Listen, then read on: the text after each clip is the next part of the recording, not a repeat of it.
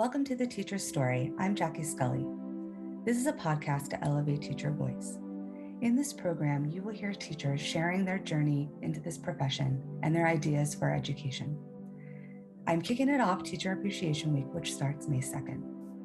This is about honest, vulnerable, inspiring storytelling. It's a time and a space for teachers to share their ideas for the future of education. Teachers are beautiful beings who give their heart and soul to their community. They're innovators, they're inspirational, not only to children, but to the people around them. And they deserve to share their voice. So welcome to The Teacher's Story. Enjoy. Hi, welcome to The Teacher's Story. I'm Jackie Scully, and today we have Matthew Courtney with us. He has his doctorate in education, and he's an educator, a researcher, and policy maker. Dr. Courtney specializes in using data and research to support schools and teachers as they work to improve teaching and learning. And I think we're going to learn a lot about your methods and how you help to support teachers and education. So thank you for being on the show. Yeah, thanks for having me, Jackie.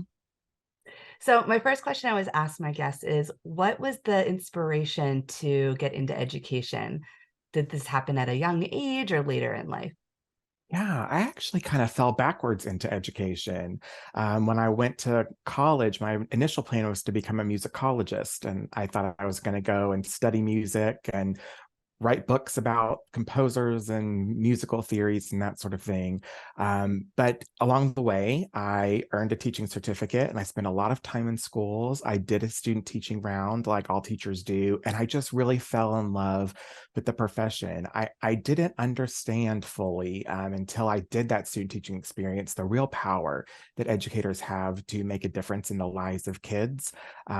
Kids, all the kids, but also an individual kid sitting right in front of you. And I remember very vividly one day driving home from my student teaching placement and thinking, oh, this is it. This is where I need to spend the rest of my life.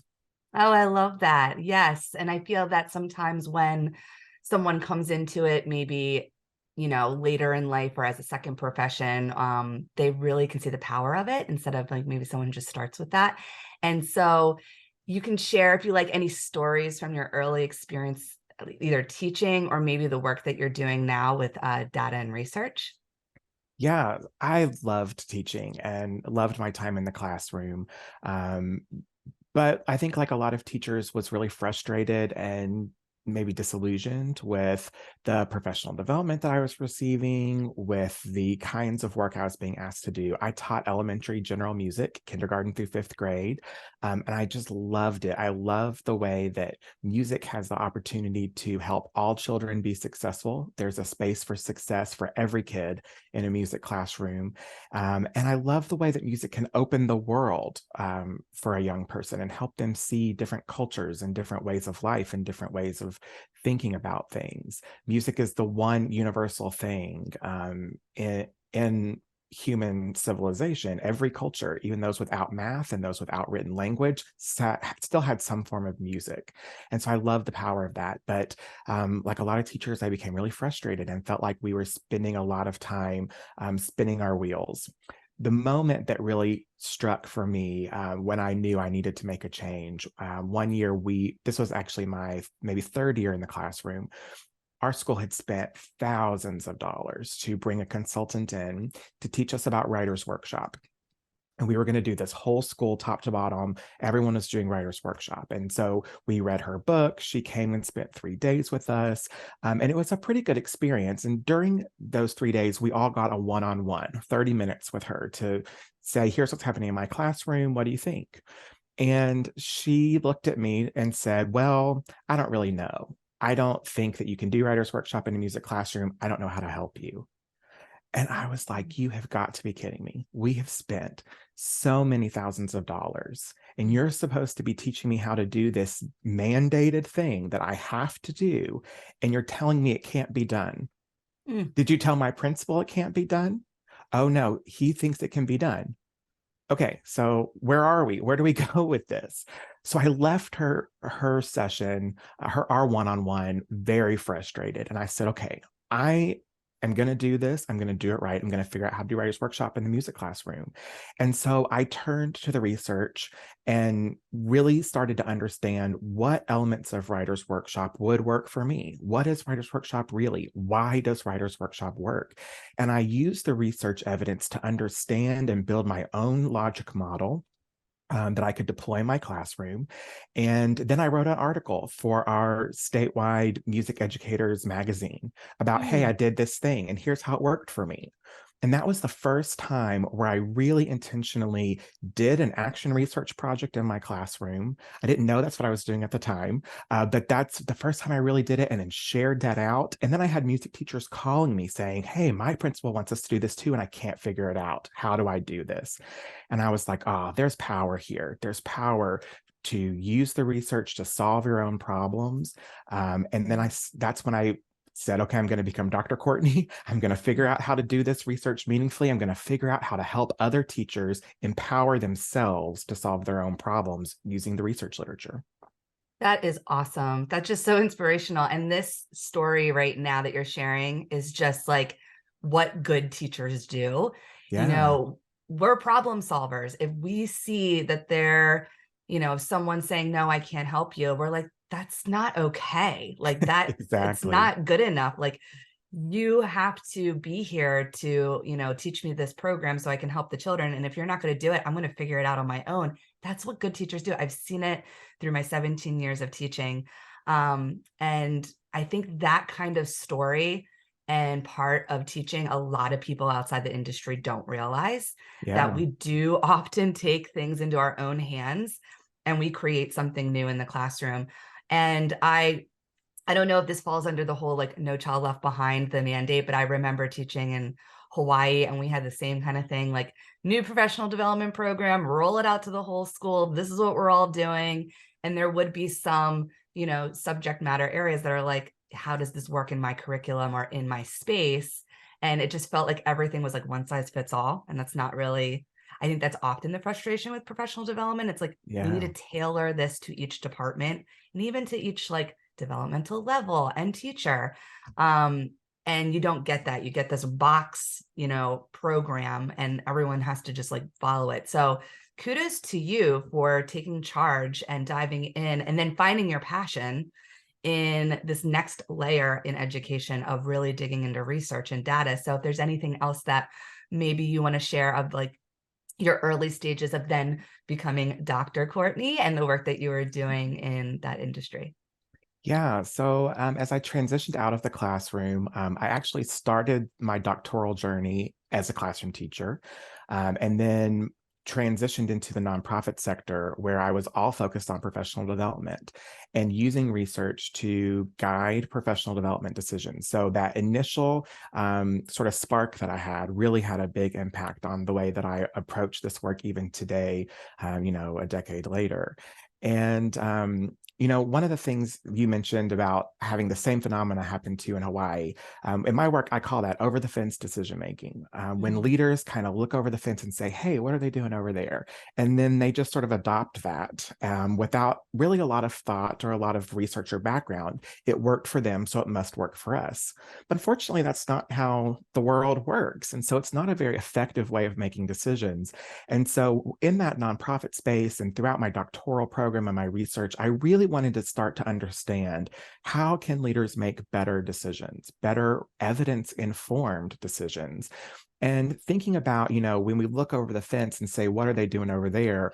We don't really know what they're doing. Sure, maybe they bought a product or they're implementing a system top to bottom or whatever. But we can't just copy and paste that because we have different kids, different teachers, different skills, different backgrounds. And if we don't know what's happening over there, we can't replicate it. And that's why the research and the Mhm. evidence is so important, because we can see in the literature, how has this been implemented in school A, B, and C? Which school is most like ours? What can I expect realistically to come from this intervention, this program, this curriculum, this assessment, this whatever? So it's really a way of making much more intentional decisions. And so Mhm. I approach the work in two spaces. How do I help leaders make better, more intentional decisions? But at the same time, how do I help classroom teachers solve their own problems Mm. without spending a lot of money, without spending hours on Pinterest, really collecting and analyzing the data and solving their own problems in real time? Yeah.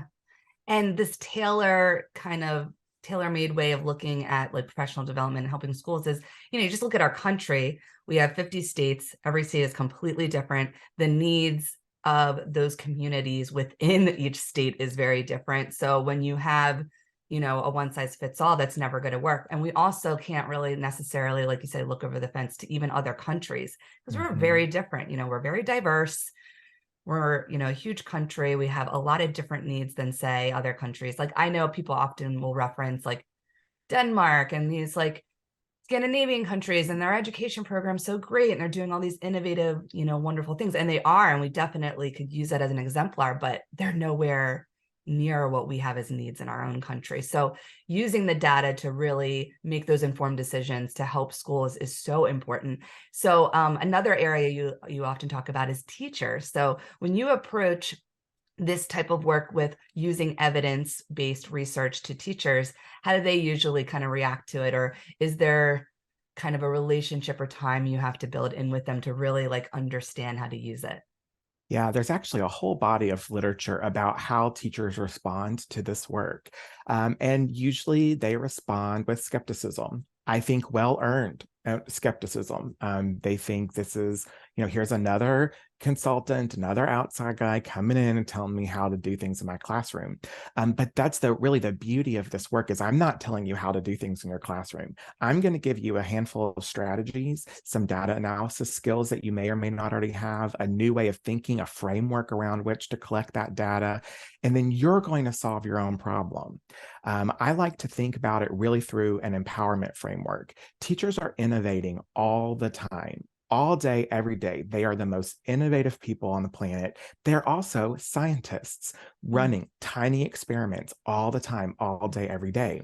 So, what I want to help teachers do is capture that data in a meaningful way, prove empirically that their interventions are working because they know, but then you say, well, how do you know it's working? And they can't always give you a real crisp answer. You just kind of, as a teacher, you just kind of know sometimes, right? Like it's this very intuitive feeling.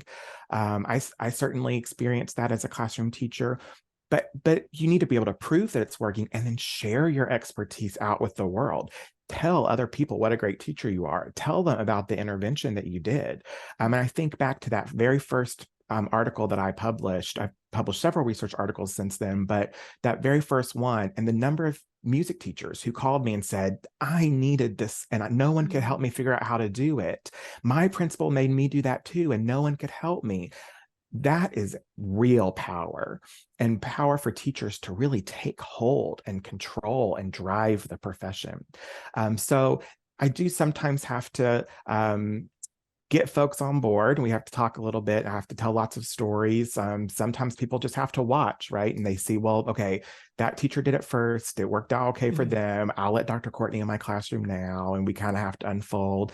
It's all about trust and relationship building. But I Mhm. take that role very seriously. That's a very important responsibility that I have in this is really building those meaningful relationships. That's why I have such a strong web presence. I always Mhm. tell folks if you attend one of my trainings, if you buy one of my books, if you do an online module with me, whatever it is, you are part of my network forever. And you can reach out to me at any time, and I'm going to help you get unstuck from whatever situation you found yourself in.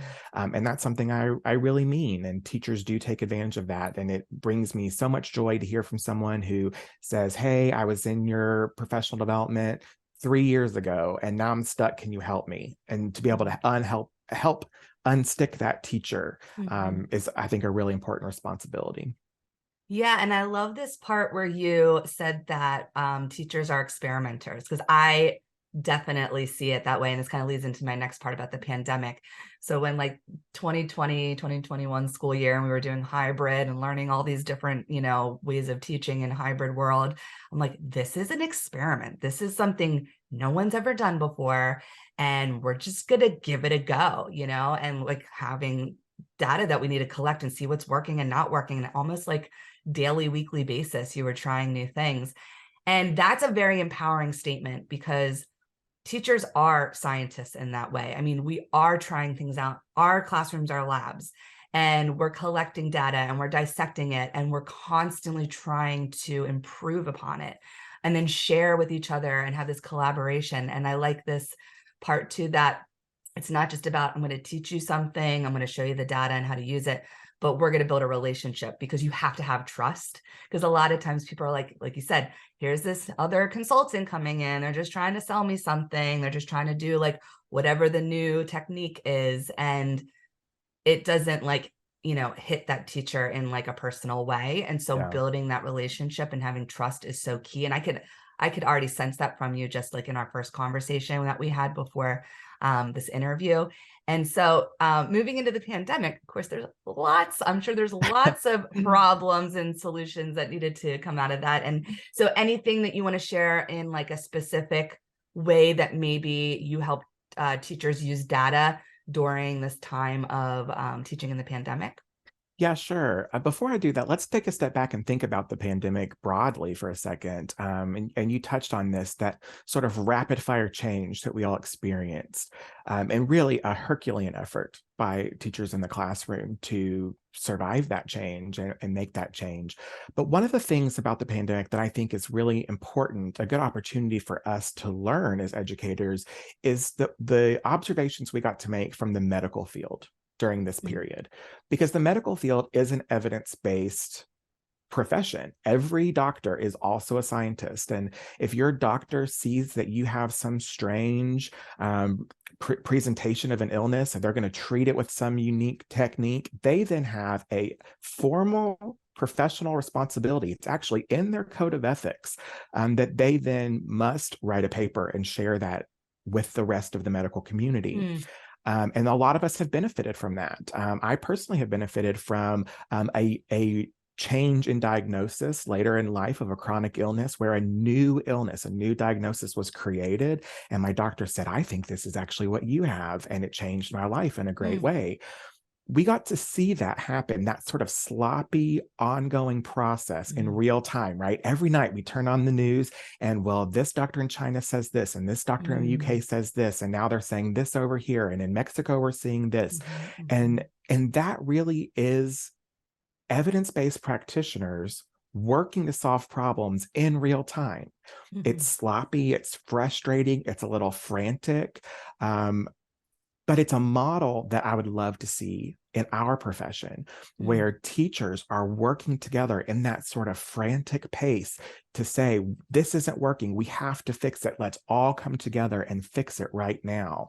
What if we had an Operation Warp Speed dedicated towards our English learners population and the challenges that they face every day? An Operation Warp Speed dedicated to our special education students, our students who have extra needs, for our gifted students, and how can we push them even farther? And groups of teachers really coming together and doing that.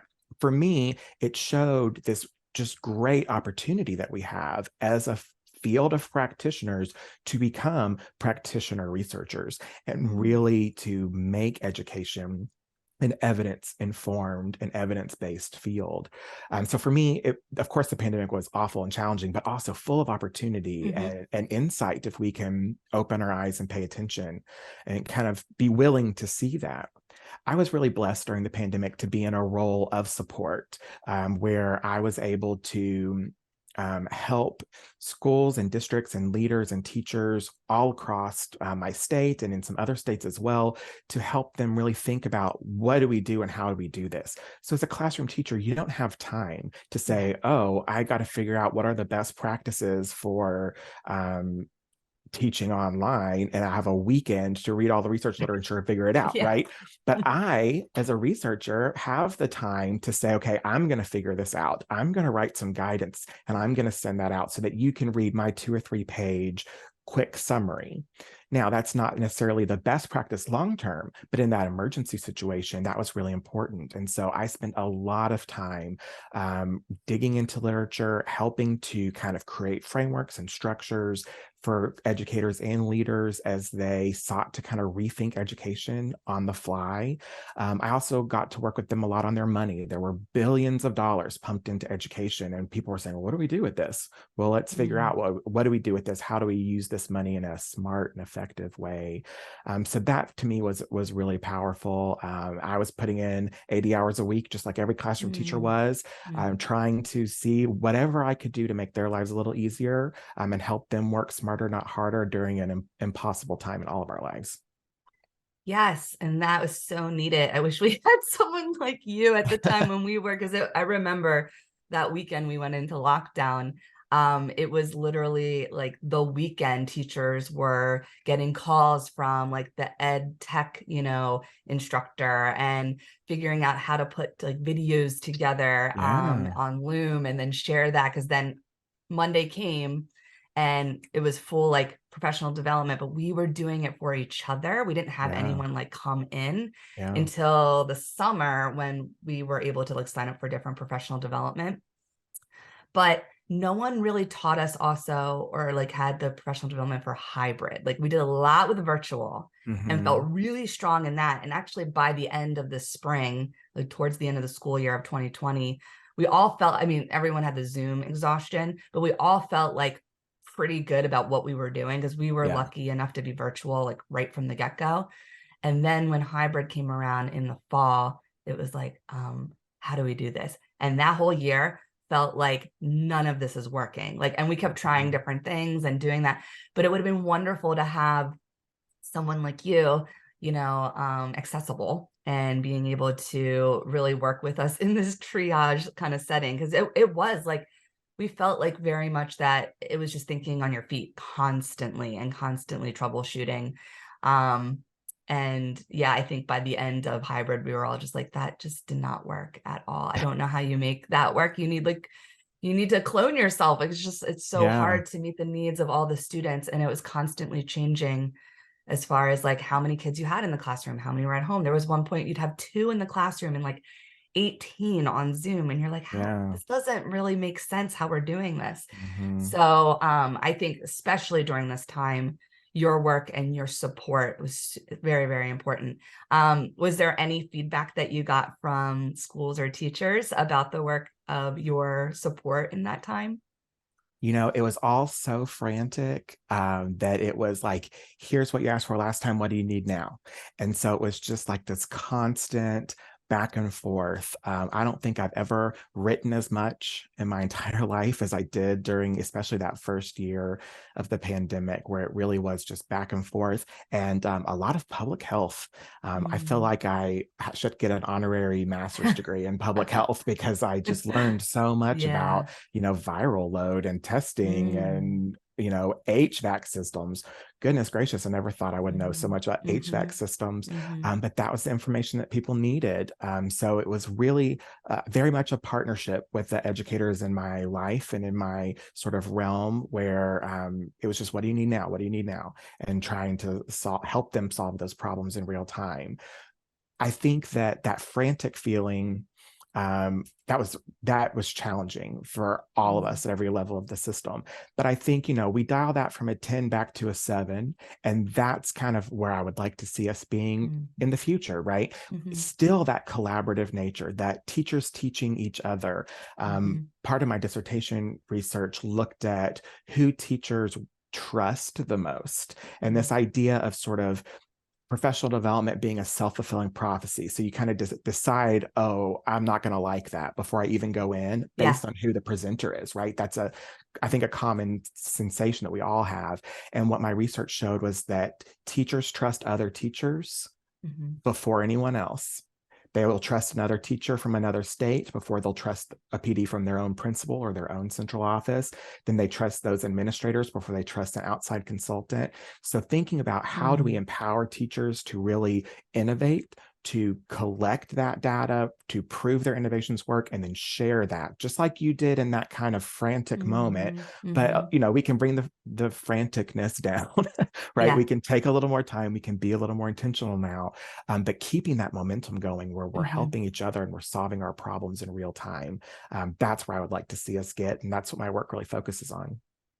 Yeah, I think the pandemic is a time where there will be that shift, because I think for a long time, education's kind of moving at like a snail pace. Yeah. It's out of all the other industries, it's kind of behind.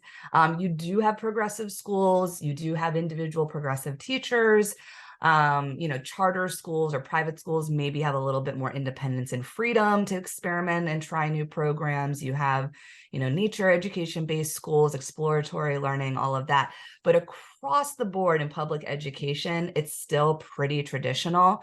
And one thing that I really like to promote on this show, and kind of leads into our last part about education reform, is kind of what can we take from this time in the pandemic and then bring into the future, and really start to explore how we can change schools, and move it really into the 21st century, instead of just saying, yeah, we're doing 21st century learning. I'm like, I think we're saying that with the tech tools, but it's still a 20th century classroom. Like, if you think about the model of the classes have not changed that much. Yeah. And I often talk about schedules need to be changed. The way, especially at the high school level, choice in classes or subject matter that, students are interested in, the kind of work that you would like to see in schools. I think a lot of that can happen if something with the schedule changes, because right now the schedules are like 8, sometimes some schools are 7:30, so early. Wow.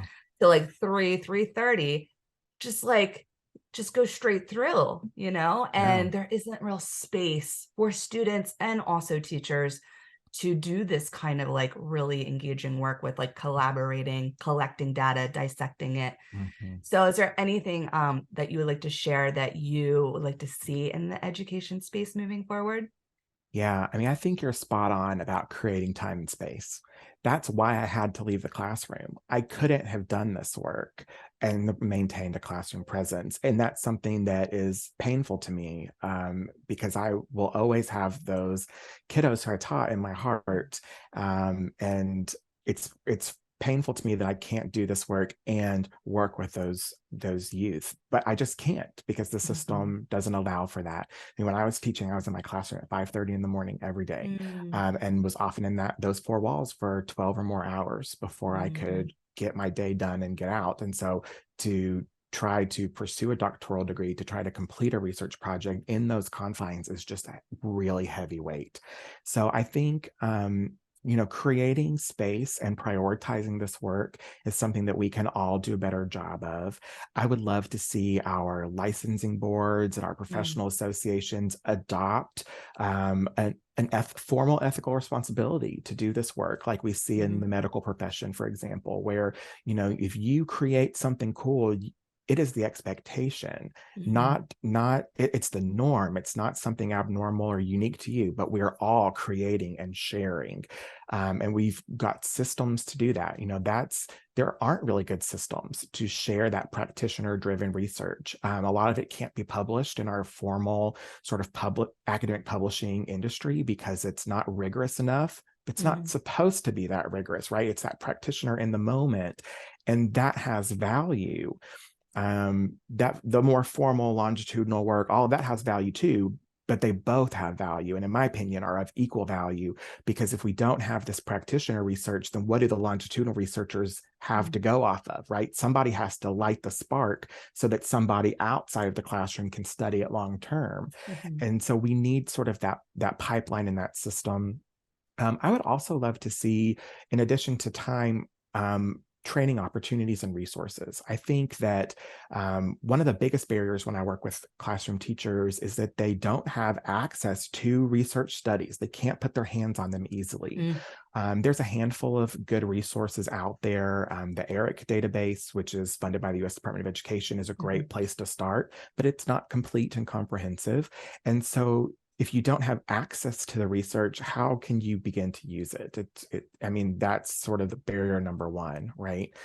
So that would be my message to leaders all over the country is how can you create space? How can you provide resources? Time is a resource, space is a resource, but also database access to real researchers out in the field who are working all the time in the research space. How can you bring those in and build research practice partnerships with them? Really prioritizing this work in a new way. I think that's going to be the key to reshaping our education system after the pandemic. Yeah. And I think if we invest in teachers' time and invest in, if they're giving, say, time in the summer, if you're like, we really can hit the ground running if we maybe start a little bit earlier and you pay them for that time, and then you really can dig into this work, and then you give them the resources to this research. Like, let's look at some of the new research that's coming out of the pandemic, right? Let's like dissect it and grapple with it and see like what we can bring to our school. But you need like time with that. Like, I know when we start school, we have 3, opening meeting days, and they are meetings with a little bit of professional development. So, I don't know if every teacher would agree with this, but I do not need a 3-month summer vacation. But if I'm going to use my time, say in August, to do this kind of critical work, you pay your teachers, right? You pay them their stipends to come in. And you're committing to this work. So I think even maybe like changing the schedule of the year and what that looks like. We all need breaks, but if we really want to dig into this and have this like code of ethics of like, do this work and share it, then maybe you just start the school year with the teachers a little earlier and you're paying them for that time. And then when school year starts, you're just going to have to, fill in a little bit of space, time for them to meet and collaborate. I totally believe in teacher sharing. And I think one thing, it's happening more, but you still have a lot of like old school educators that what they create is theirs and they're very proud of it, and that's awesome, but they just keep it to themselves. And it could be so beautiful to share that in your community. So I think there should be an expectation that you are in a collaborative community. You have a classroom and that's like your lab, but you are part of a community where you are sharing this work. And that's how we all become stronger as educators, and ultimately we're doing more for each of our students in the school system. So I think that would be wonderful. Maybe structurally those things will change down the road. I think the big thing right now is so many teachers are transitioning out of the classroom that there's like this need of just getting teachers back into the schools. So I think the first major solution is going to be pay your teachers, right? Like pay them well. And if you're going to pay them well, then you can have these expectations. But if you're going to keep salary kind of stagnant, then it's going to be really hard to have these expectations. So you got to just fund the teachers, fund the education programs, and then you can kind of raise that bar, because I do think we need to raise the bar in our school system. Yeah, I agree with you. And I mean, we are losing educators to private industry. And it's not because they hate teaching, and it's not because they're tired of kids. It's because they can't sustain their life. We need to elevate the quality of life for teachers.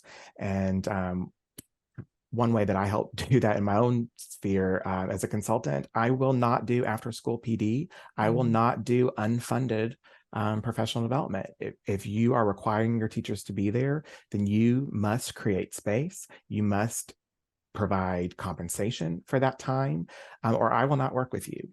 Because if this work is really important to you, then you need to put your money where your mouth is. You need to really show that.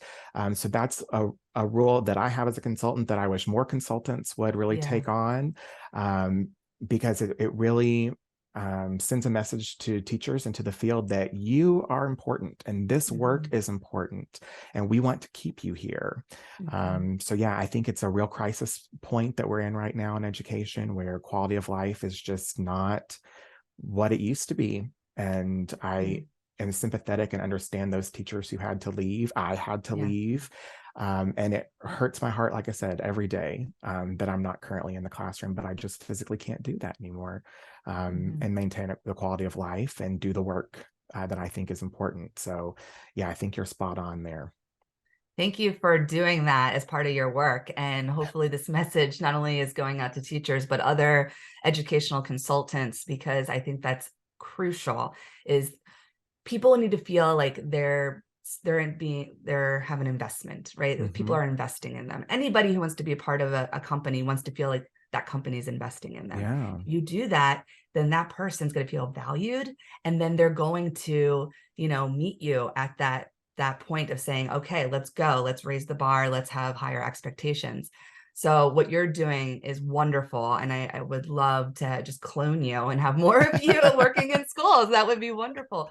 So thank you so much, Matt, for meeting with me today, for this wonderful conversation and the work you're doing. How can our listeners find you? Want to share any information about your websites or where you're really active? And then I will put that in the show notes as well. Yeah. So to all your listeners, thanks for tuning in today. And just like anyone else who would engage with me, I consider all of you to be part of my network now. So please follow me on social media. I'm available on all platforms, and we'll put all that in the show notes. You can also find me on my website, which is www.matthewbcourtney.com. And there I have a blog, and I have dozens of free tools and resources. And reach out to me if I can ever help you. Like I said, you're part of my network now. I want you to be successful. I want to help you solve your own problems in real time. So get in touch and stay in touch. Thank you so much. And I really believe that you have this genuine desire to really help teachers. So thank you for the work that you're doing, and thank you for being on the show. Thank you for having me, Jackie. Bye. Have a great day.